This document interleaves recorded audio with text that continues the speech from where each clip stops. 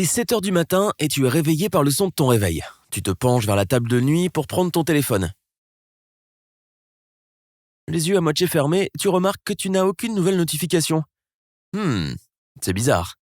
Mais ta priorité est de te prendre une bonne tasse de café matinal. Tu te lèves, tu prends une douche rapide, puis tu descends. Après avoir pris ton petit déjeuner et ton café, tu prends ta tablette et tu remarques la même chose. Pas de notification. Tu remarques également qu'il n'y a pas de connexion Internet. Ce n'était pas seulement sur ton téléphone, mais sur tous tes appareils. Avant de vérifier ton routeur, tu essaies la bonne vieille technique du « j'éteins et je rallume ». Bien sûr, cela n'aide pas. Tu te diriges alors vers le routeur et tu vois une lumière rouge qui clignote. La 4G ne fonctionne pas non plus. Génial. Faut que j'appelle le fournisseur d'accès. Un de ces quatre. Pour l'instant, il est 7h45 et tu es déjà en retard pour le boulot. Tu décides de prendre un taxi, peut-être que ça te fera gagner du temps. Tu ouvres automatiquement l'application sur ton portable. Ah oui, évidemment, ça ne marche pas.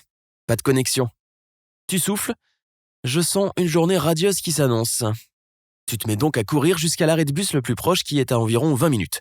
20 minutes que tu n'as pas vraiment en ce moment. À bout de souffle, tu arrives enfin à l'arrêt et tu vois l'écran des horaires clignoter. Pas de réseau. Maintenant, c'est soit parce qu'ils ne peuvent pas suivre les autobus et que les serveurs ne peuvent pas accéder à leur horaire, soit parce qu'il n'y en a tout simplement pas aujourd'hui. Tu remarques les gens autour de toi pour la première fois. Ils regardent tous leur téléphone avec frustration. Certains en sont même réduits à se parler. Personne n'a Internet. C'est le moment où tu sens peu à peu la panique t'envahir. Si ce n'est pas juste moi, alors c'est peut-être sérieux. Tu repères un taxi à quelques mètres et tu montes dedans. Mais le GPS ne fonctionne évidemment pas et il y a un trafic monstre sur la route. Même avec tous les panneaux de signalisation pour t'aider. Des klaxons retentissent dans tous les sens et tu vois le chaos se développer sous tes yeux lorsque tu regardes par la fenêtre du siège arrière.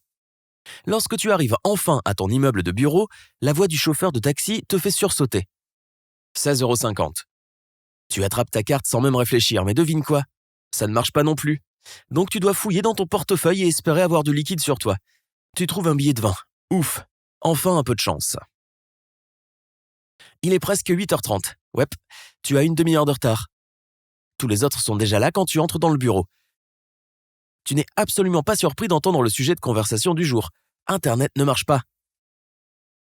Quelqu'un parle de la bourse qui est à l'arrêt. Un autre parle du fait que partout les hôpitaux ont de la difficulté à accéder aux dossiers médicaux puisque tout était en ligne. Tu te diriges vers ton bureau et tu t'assois pour démarrer ton ordinateur, en te demandant si tu aurais même dû batailler afin de venir au bureau pour commencer. Impossible d'envoyer des mails ou des rapports, ni de télécharger quoi que ce soit. Avec des clients impatients qui font retentir le téléphone de tout le monde, parce que leur internet et leur mail ne fonctionnent pas non plus, tes collègues et toi devaient ressortir les vieux fax poussiéreux pour envoyer et recevoir des documents. Le seul problème est qu'il n'y a pas assez de fax pour tout le monde. C'est alors que tu remarques un autre problème. Avec le monde entier qui s'appelle sur les téléphones fixes, ils surchargent les systèmes de communication, à tel point que tu ne peux joindre personne. Il est presque 10 heures du matin et tout le monde est debout maintenant. Comme le bureau ressemble de plus en plus à un cirque à chaque minute qui passe, le patron décide de laisser tout le monde prendre sa journée. Avec un peu de chance, les choses seront revenues à la normale d'ici demain. Il est près de 11h15, la circulation est encore congestionnée, mais de toute façon, ça ne sert à rien de rentrer chez soi et de fixer le mur dans le silence. Tu te balades donc jusqu'à ce que tu trouves un endroit pour déjeuner. Tu ne te rappelles plus combien d'argent il te reste à la banque et il n'y a pas moyen de vérifier. Tes cartes de crédit et de débit sont maintenant des bouts de plastique inutiles. Tu te rends alors à ta banque qui est à 10 minutes à pied. Sur le chemin, tu entends les théories des gens sur ce qu'il est en train de se passer. Certains parlent d'une cyberattaque mondiale, d'autres parlent de quelque chose qui serait arrivé au satellite. C'est là que ça te frappe. Qu'en est-il de toutes tes photos, vidéos et données ? Tu as toute ta vidéo de fin d'études sur le cloud. Toutes tes photos de ton voyage à travers l'Europe. Tous les souvenirs sont perdus ? Tu sens ton cœur battre la chamade. C'est à la fois ta marche rapide et l'idée de perdre tous ces précieux albums contenant les meilleurs moments de ta vie. En chemin, tu tombes sur un kiosque à journaux. Tous les journaux ont presque disparu. Tu prends le dernier, le titre annonce en gros « La fin d'Internet ». Tu lis brièvement que les entreprises ont déjà perdu des milliards et que le marché est en train de s'effondrer. Tu arrives à la banque à 11h45. Toi et tous les autres. Il y a une file qui s'étend bien au-delà de l'entrée.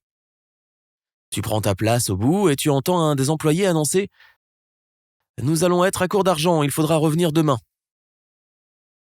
Heureusement, ton tour arrive juste avant qu'il ne commence à renvoyer les gens.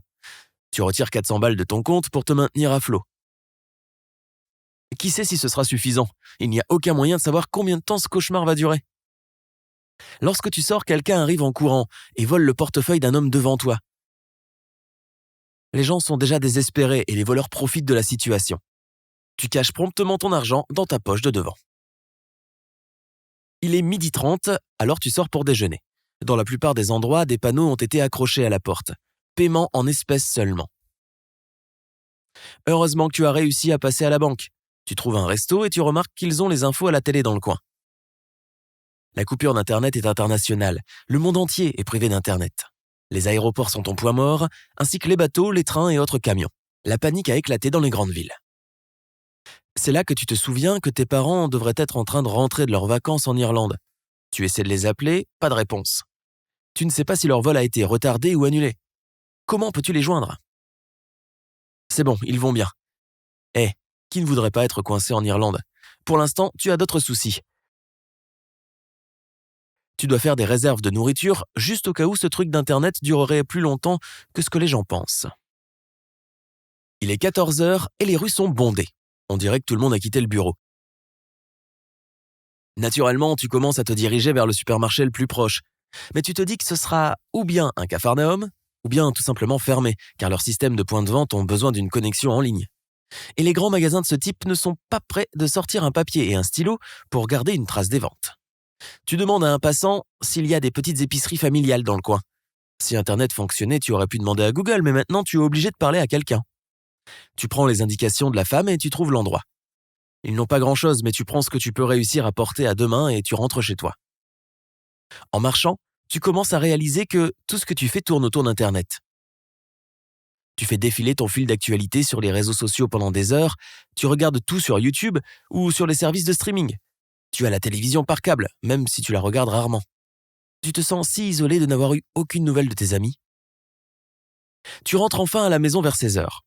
Tu sais que c'est une perte de temps, mais tu vérifies quand même le routeur. Toujours pas d'Internet. Comme tu ne peux rien regarder en streaming, tu décides de regarder de bonnes vieilles chaînes de télévision remplies de vieux films et d'émissions. Quelle sensation! Certes, tu ne peux pas faire des recherches sur Google sur les acteurs ou les spoilers, mais c'est ça le plaisir. Les post-pubs, un peu moins. Vers 18h, le téléphone sonne, et ce sont tes parents. Ils étaient restés coincés à l'aéroport toute la journée en voyant leur vol retardé d'heure en heure, jusqu'à ce qu'il soit finalement annulé. Ils viennent de s'installer dans un hôtel pour la nuit avec l'intention de prendre l'avion demain matin, mais au moins, ils vont bien. Et de ton côté, après une journée mouvementée, tu es prêt à te coucher. Vers 22h, tu t'endors en pensant au fait que le lendemain, tu seras confronté au même chaos et tu es déjà stressé par le boulot. Il est 3h15 du matin. Tu es réveillé par le son de plusieurs notifications sur ton téléphone. Et quand tu te retournes, ton écran clignote, indiquant la réception de tout plein de messages. Des téléphones dans toute la ville, à travers le monde, s'allument comme par miracle. Tu jettes un œil et pousses un soupir de soulagement. Le monde est de nouveau en ligne. Ouf. Si tu as appris quelque chose de nouveau aujourd'hui, alors clique sur j'aime sous la vidéo et partage-la avec un ami. Et voici d'autres vidéos sympas que je pense que tu vas aimer. Clique à gauche ou à droite et prends la vie côté sympa.